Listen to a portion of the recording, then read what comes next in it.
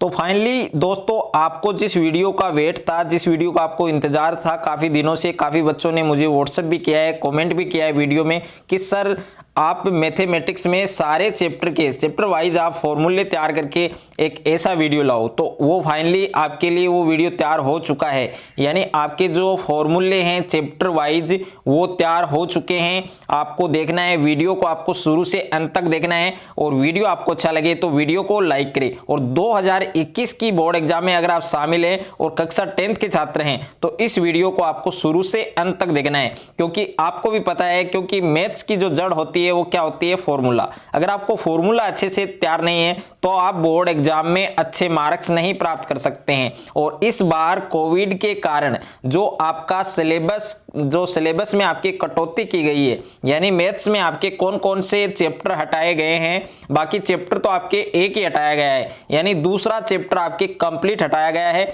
बाकी का जो सिलेबस है उसमें चैप्टर में कुछ पोर्शन यानी कुछ पार्ट आपके रिमूव किए गए हैं। तो आपको ये कैसे पता लगेगा कि ये फॉर्मूला हमारे सिलेबस में है, यानी ये फॉर्मूला हमें पढ़ना है या नहीं पढ़ना है? तो मैंने नए जो कोर्स है उसके अकॉर्डिंग मैंने फॉर्मूले तैयार किए हैं। यानी आपको केवल इन्हीं फॉर्मूलों पर फोकस करना है और बोर्ड एग्जाम में 90+ फोड़ना है। तो वीडियो को आप शुरू से अंत तक देखिए।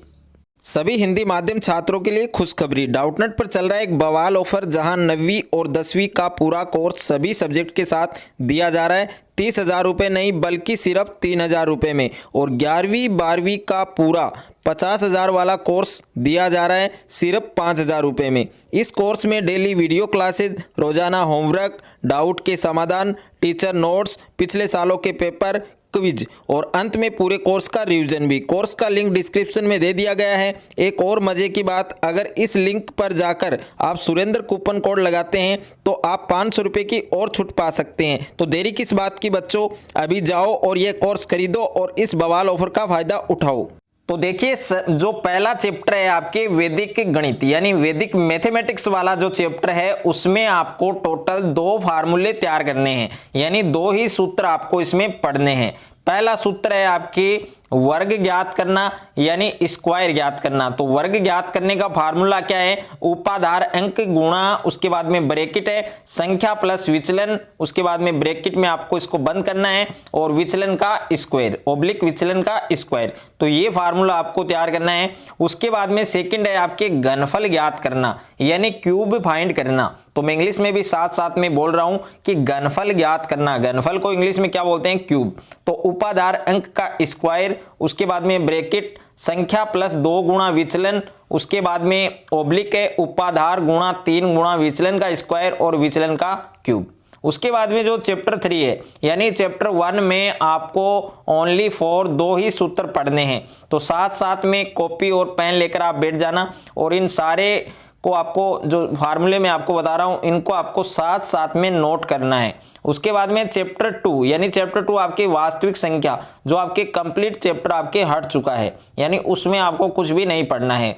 तीसरा चैप्टर आपके बहुपद यानी पॉलिनोमियल्स। तो पॉलिनोमियल्स वाला जो चैप्टर है उसमें आपके जो फॉर्मूले हैं जो आपके अकॉर्डिंग यानी आपके जो सिलेबस में हैं, मैंने उन्हीं फॉर्मूलों को यहाँ पर लिया है, लिखा है। तो पहला फार्मूला आपके क्या है? शून्यकों का योग यानी सम ऑफ जीरोज। तो इसका फार्मूला क्या है? एल्फा प्लस बीटा बराबर माइनस का बी अपॉन ए। और दूसरा है आपके शून्यकों का गुणनफल। तो शून्यकों का गुणनफल इसका फार्मूला क्या आपके? एल्फा गुणा बीटा बराबर में सी अपॉन ए। उसके बाद में तीसरा फार्मूला है इसका द्विघात बहुपद ज्ञात करना। तो द्विघात बहुपद ज्ञात करने का फार्मूला क्या आपके? X square minus alpha plus beta into x plus alpha गुणा बीटा बराबर में क्या है? 0।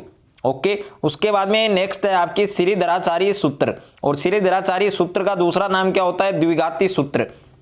ये द्विघाती सूत्र इस चैप्टर का इंपॉर्टेंट फॉर्मूला है। तो इस फॉर्मूले को आपको तैयार करना है। माइनस का b plus minus root b square minus 4ac upon में क्या लिखना है? 2a।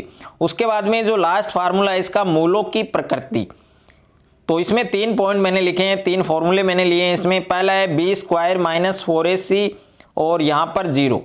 तो देखिए ये एक इंडिकेटर होता है, एक इक्वल का होता है, यानी यहाँ पर क्या है? यहाँ पर 0 है वो ज़्यादा है, यानी बी स्क्वायर माइनस 4ac का जो मान है अगर ये 0 से ज़्यादा है तो वो मूल कैसे होंगे, वास्तविक होंगे और भिन्न होंगे। ओके। और दूसरा है B square minus 4ac equal 0। अगर रूट में आपका 0 आता है, स्क्वायर में आपका 0 आता है, तो मूल क्या होंगे, वास्तविक होंगे और समान होंगे। तो बी स्क्वायर माइनस 4ac अगर इसका मान 0 से कम है, यानी माइनस में माइनस नंबर आ रहा है आपके पास रूट में, तो वो मूल क्या होंगे, काल्पनिक होंगे। ओके, ये आपको ध्यान रखना है। उसके बाद में चैप्टर 4 है आपके दो चरों वाले रेखिक समीकरण। अब दो चरों वाले रेखिक समीकरण में आपको पता है कि ग्राफ है, यानी ग्राफ का क्वेश्चन आता है, लेकिन ग्राफ के क्वेश्चन में भी लास्ट में एक ऐसा क्वेश्चन आपके ऐड किया जाता है जो बोरिंग क्वेश्चन हो। ओके, जो आपने पहले नहीं देखा हो, तो उसमें आपके कुछ फॉर्मूले हैं जो आपके उसमें यूज किए जाते हैं। तो पहला फार्मूला क्या है, a1 बट्टे a2 और not equal b1 upon b2। तो ऐसी स्थिति में हम क्या कहेंगे, समीकरण कैसा होगा, समीकरण युग्म कैसा होगा, संगत होगा, हल क्या होंगे, अद्वितीय हल होंगे, और रेखाओं की जो प्रकृति है वो होगी प्रतिच्छेदी रेखा। उसके बाद में है a1 अपॉन a2 बराबर b1 अपॉन b2 और not equal c1 upon c2। तो ऐसी स्थिति में समीकरण युग्म क्या होगा, असंगत होगा, हल क्या होगा, कोई हल नहीं, यानी ऐसी स्थिति में कोई हल नहीं होगा। और रेखाओं की जो प्रकृति है वो कैसी होगी, समांतर रेखाएं। उसके बाद में तीसरा है आपके a1 upon a2 equal b1 upon b2 equal c1 upon c2, यानी तीनों मान आपके क्या हैं, आपस में बराबर हैं। तो ऐसी स्थिति में समीकरण युग्म आपके क्या होगा, संगत, हल क्या होगा, अनेक हल, और रेखाओं की प्रकृति क्या होगी, आपके समान संपाती रेखाएं। उसके बाद में चैप्टर 5 है आपके समांतर श्रेणी। अब समांतर श्रेणी वाला जो चैप्टर है यानी अरिथमेटिक प्रोग्रेशन, तो इसमें जो पहला आपके फार्मूला है वो है सार्वअंतर, यानी कॉमन डिफरेंस निकालने का। और सार्वअंतर को किसे नोट करते हैं, डी से। तो इसका फार्मूला है a2 माइनस a1 या a3 माइनस a2 या a4 माइनस a3, इसमें से कोई भी फार्मूला आप यूज कर सकते हैं। उसके बाद में पदों का क्रम, यानी जो अगले पद निकालने के लिए यहाँ पर पहला पद यानी प्रथम पद उसको हम किसे नोट करते हैं, ए से, और द्वितीय पद उसको a2 से डिनोट करते हैं। इसका फार्मूला क्या होता है, a प्लस डी। तीसरा पद है इसको किससे नोट करते हैं, a3 से, और इसका फार्मूला क्या होता है, a2 प्लस डी। उसके बाद में चौथा पद है a4 और इसका फार्मूला क्या होता है, a3 प्लस डी। उसके बाद में समांतर श्रेणी का nवां पद ज्ञात करना। तो समांतर श्रेणी का जो nवां पद ज्ञात करने का जो फार्मूला है ये आपके काफी मेन है, यानी इस चैप्टर का यही एक मेन फॉर्मूला है।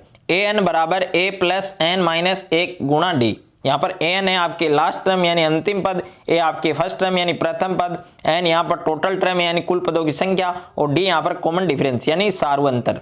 और अंतिम पद से nवां पद ज्ञात करने का फार्मूला क्या है, an minus bracket n minus 1 गुणा डी। यानी समांतर श्रेणी में आपके जितने भी फार्मूले हैं वो मैंने सारे लिख डाले जो आपके सिलेबस में हैं। उसके बाद में छठा चैप्टर है त्रिकोणमितीय अनुपात। तो त्रिकोणमितीय अनुपात में जो विशेष कोणों के जो त्रिकोणमितीय अनुपात है उनकी जो सारणी है, उनकी जो टेबल है, यानी साइन 60 डिग्री का मान कितना होता है, टेन 30 का कितना होता है, सेक 45 का कितना होता है, तो ये सारी जो टेबल है ये आपको याद रखनी पड़ेगी। और ये टेबल आप देख सकते हैं, पूरी आपको कंप्लीट याद करनी है। उसके बाद में अगला चैप्टर है आपके चैप्टर 7 यानी त्रिकोणमितीय सर्वसमीका। इसमें आपके फॉर्मूले हैं, यानी ये वाला जो चैप्टर इस प्रकार का है कि अगर आपको ये फार्मूले नहीं याद हैं तो आप इस चैप्टर को तैयार नहीं कर सकते हैं, इसको प्रिपेयर कर भी नहीं सकते हैं। तो पहले आपको क्या प्रिपरेशन करनी पड़ेगी, यानी ये फॉर्मूले हैं वो आपको याद करने पड़ेंगे। तो पहला है आपके साइन थीटा। साइन थीटा बराबर होता है आपके 1 अपॉन कोसेक, और कोस बराबर क्या होता है 1 अपॉन सेक, टेन बराबर क्या होता है साइन अपॉन कोस, और कोसेक बराबर क्या होता है 1 अपॉन साइन, और सेक बराबर होता है 1 अपॉन कोस, और कोट बराबर क्या होता है कोस अपॉन साइन। उसके बाद में है सर्वसमीका सूत्र, यानी एल्जेब्रिक जो फार्मूले हैं आपके, जैसे पहला आपके sine square theta plus cos square theta बराबर क्या होता है 1। सेकंड क्या है आपके, यानी जो पहला फार्मूला मैंने यहाँ पर लिखा है sine square plus cos square बराबर 1, तो इसी से मैंने दो फार्मूले और बनाए हैं, यानी इसका मैंने ट्रांसपोजिशन किया, पक्षांतरण किया। तो साइन स्क्वायर थीटा बराबर क्या होता है 1 माइनस कोस स्क्वायर थीटा, और कोस स्क्वायर थीटा बराबर क्या होता है 1 माइनस साइन स्क्वायर थीटा। उसके बाद में अगला आपके 1 प्लस टेन स्क्वायर थीटा बराबर क्या होता है सेक स्क्वायर थीटा। अब दो फार्मूले में इसी से बना सकता हूं, तो 1 बराबर क्या होगा sec square minus ten square होगा, और टेन स्क्वायर बराबर क्या होगा सेक स्क्वायर माइनस 1। अगला है आपके 1 प्लस कोट स्क्वायर बराबर क्या होता है कोसेक स्क्वायर। तो इससे मैं दो फार्मूले बना सकता हूं, 1 बराबर cosec square minus cot square, और कोट स्क्वायर बराबर क्या होता है कोसेक स्क्वायर माइनस 1। उसके बाद में चैप्टर 9 है आपके निर्देशांक ज्यामिति यानी कोऑर्डिनेट जियोमेट्री। अब कोऑर्डिनेट जियोमेट्री में यानी 8वां चैप्टर है, उसमें कोई फार्मूला नहीं है आपके ऊंचाई और दूरी। उसमें क्या लगेगा, उसमें जो छठा जो चैप्टर मैंने बताया था उसमें जो टेबल है वो टेबल ही उसमें यूज की जाएगी। उसके बाद में चैप्टर 9 है आपके निर्देशांक ज्यामिति यानी कोऑर्डिनेट जियोमेट्री। तो इसमें ओनली फॉर एक ही सूत्र आपको याद करना है। आपके सिलेबस में फिलहाल एक ही सूत्र है, दो बिंदुओं के बीच की दूरी यानी दो पॉइंट है उनके बीच की आपको डिस्टेंस निकालनी, दूरी निकालनी। तो उसका फार्मूला आप देख सकते हैं रूट x2 माइनस x1 का whole square plus y2 minus y1 का होल स्क्वायर। उसके बाद में देखिए जियोमेट्री के चैप्टर आपके यानी चैप्टर 10, 11, 12, 13 और 14 ये वाले जो चैप्टर हैं आपके जियोमेट्री यानी ज्यामिति वाले चैप्टर हैं, जो रेखा गणित हम कहते हैं उसके ये चैप्टर हैं। तो उसमें आपके कोई भी फार्मूला नहीं है। उसके बाद में चैप्टर 15 यानी वर्त की परिधि और क्षेत्रफल। अब परिधि और क्षेत्रफल 15 और 16 वाला चैप्टर ऐसा है कि इसमें अगर आपको सूत्र याद नहीं है तो आप उस क्वेश्चन को सॉल्व नहीं कर पा सकते हैं, यानी आपको पहले फॉर्मूला तैयार करना ही होगा। तो पहला फॉर्मूला आपके वर्त की परिधि का है 2 पाई आर होता है, वर्त का क्षेत्रफल क्या होता है पाई आर स्क्वायर होता है, अर्धवर्त का परिमाप क्या होता है पाई आर, अर्धवर्त का क्षेत्रफल क्या होता है 1/2 पाई आर स्क्वायर, सेकेंडरी वर्त का क्षेत्रफल क्या होता है पाई कोष्टक r1 का स्क्वायर माइनस r2 का स्क्वायर। ओके, उसके बाद में आपके चैप्टर 16 यानी पृष्ठीय क्षेत्रफल और आयतन। तो इस चैप्टर में आपके काफी सूत्र हैं और इस बार इस चैप्टर से काफी बच्चों के परेशानी है, प्रॉब्लम है कि सर क्या हटाया गया है क्या नहीं हटाया गया है। तो जो सूत्र मैं आपको यहाँ पर लिखवा रहा हूं वही सूत्र आपको तैयार करने हैं। तो इसमें पहला आपके घन का संपूर्ण पृष्ठीय क्षेत्रफल, इसका फार्मूला क्या होता है 6 इंटू साइड स्क्वायर यानी 6 गुणा भुजा स्क्वायर। घन का आयतन क्या होता है भुजा क्यूब। घनाभ का संपूर्ण पृष्ठीय क्षेत्रफल क्या होता है 2 गुणा लंबाई गुणा चौड़ाई प्लस चौड़ाई गुणा ऊंचाई प्लस ऊंचाई गुणा लंबाई। उसके बाद में घनाभ का आयतन क्या होता है लंबाई गुणा चौड़ाई गुणा ऊंचाई, और घनाभ के जो विकिरण है उसकी लंबाई का फार्मूला क्या होता है रूट लंबाई का स्क्वायर प्लस चौड़ाई का स्क्वायर प्लस ऊंचाई का स्क्वायर। और बेलन का जो संपूर्ण पृष्ठीय क्षेत्रफल है उसका फार्मूला क्या होता है 2 पाई आर कोष्टक आर प्लस एच। और बेलन का जो वक्र पृष्ठ क्षेत्रफल है उसका फार्मूला क्या होता है 2 पाई आर एच, और बेलन का आयतन का क्या होता है पाई आर स्क्वायर एच। उसके बाद में है खोखले बेलन का संपूर्ण पृष्ठीय क्षेत्रफल, तो 2 पाई कोष्टक r1 plus r2 कोष्टक h plus r1 minus r2, और खोखला बेलन है उसका आयतन का क्या होगा पाई h कोष्टक r1 का स्क्वायर माइनस r2 का स्क्वायर। उसके बाद में है गोला, गोले का संपूर्ण पृष्ठीय क्षेत्रफल क्या होता है 4 पाई आर स्क्वायर। गोले का आयतन क्या होता है 4/3 पाई आर क्यूब। और अर्धगोले का संपूर्ण पृष्ठीय क्षेत्रफल क्या होता है 3 पाई आर स्क्वायर। और अर्धगोले का वक्र पृष्ठ क्या होता है 2 पाई आर स्क्वायर। और अर्धगोले का आयतन क्या होता है 2/3 पाई आर क्यूब। ओके, उसके बाद में आपके चैप्टर 17। अब चैप्टर 17 में भी आपके 4 ही फॉर्मूले हैं। पहला आपके केंद्रीय जो प्रवृत्ति के माप, ये चैप्टर का नाम है केंद्रीय प्रवृत्ति के माप। इसमें पहला फार्मूला क्या है समांतर माध्य। समांतर माध्य हो चाहे कल्पित माध्य हो चाहे पद विचलन माध्य हो, उसको हम अक्स बार से नोट करते हैं। अब समांतर माध्य का फार्मूला होता है sigma F X upon sigma F. कल्पित माध्य का होता है आपके assumed mean A plus sigma F D upon sigma F. पद विचलन यानी step deviation method A plus sigma F U upon sigma F गुणा एच। उसके बाद में माध्यक यानी माध्यक को किससे दर्शाते हैं एम से, तो इसका फार्मूला क्या होता है L plus N upon 2 minus C F upon में एफ गुणा में एच। ये फार्मूला आपको याद रखना है। उसके बाद में है चैप्टर 18 यानी प्रायिकता। तो प्रायिकता वाला जो चैप्टर उसमें आपके टोटल 2 ही फार्मूले हैं। पहला है होने की प्रायिकता, दूसरा न होने की प्रायिकता। तो होने की प्रायिकता का सूत्र क्या होता है अनुकूल परिणामों की संख्या बटे कुल परिणामों की संख्या। और न होने की प्रायिकता का सूत्र क्या होता है तो पीए बार बराबर 1 माइनस पीए। ओके, यहां पर आप ये भी लिख सकते हैं कि 1 माइनस होने की प्रायिकता। उसके बाद में चैप्टर 19 है आपकी लास्ट सड़क सुरक्षा शिक्षा। इसमें ओनली फॉर एक ही फार्मूला है, लेकिन ये 2 फार्मूले इसे ही हम बना सकते हैं। रुकने की दूरी यानी जो स्टॉपिंग डिस्टेंस है उसका फार्मूला, तो प्रतिक्रिया दूरी प्लस अवरोध दूरी, ये फार्मूला आपको याद रखना है। अब देखिए इससे हम 2 फार्मूले बना सकते हैं। तो प्रतिक्रिया दूरी निकालने का क्या फार्मूला बनेगा रुकने की दूरी माइनस अवरोध दूरी, और अवरोध दूरी का क्या बनेगा रुकने की दूरी माइनस प्रतिक्रिया दूरी। तो ये सारे जितने भी मैंने आपको कंप्लीट चैप्टर वाइज ये जो फॉर्मूले मैंने आपको बताए हैं, सारे फॉर्मूले आपको अच्छे से तैयार करने हैं और इसके अकॉर्डिंग आपको मैथमेटिक्स की बहुत ही अच्छे से तैयारी करनी है।